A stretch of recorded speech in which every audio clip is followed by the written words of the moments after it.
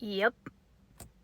Why more people don't talk about this, I don't know, because SSRIs are a rough thing to be taking. So to be taking something like that only for it to not work because you don't have enough of a vitamin in your system that no one tells you about, that offends me. That pisses me off a little bit because I've heard of that happening a lot of times.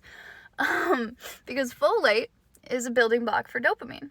So if you don't have enough folate in your system because you have the MTHFR gene mutation, like 40% of Americans, and then you take something like an SSRI, what an SSRI often does, and I'm not talking for all of them, but most of them that I know about, they increase the amount of like dopamine, serotonin, whatever, in the brain by stopping it from getting reabsorbed. But the problem is, if you're not actually making it in the first place, if your body doesn't have the building blocks, or it's not putting them together, it's not building the dopamine, then there's still not going to be dopamine to stick around in your brain because of the SSRIs. So it can essentially just be a waste of putting chemicals in your body if you don't actually have like the other chemicals that you need to make it all work. I can't believe people don't talk about this more. I can't believe this isn't something that's discussed in like psychiatric offices, or, you know, at least conferences for psychiatry, or anything like that. So yes, if you have the MTHFR gene mutation, taking an active form of folate on top of your SSRIs can make them work a lot better.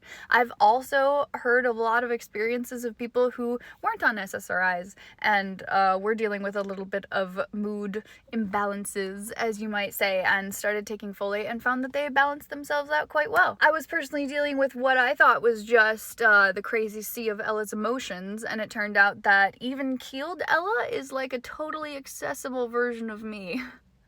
So that's been really, really nice to know, and the ability to just get out of bed in the morning has been so much easier. That's all I will say.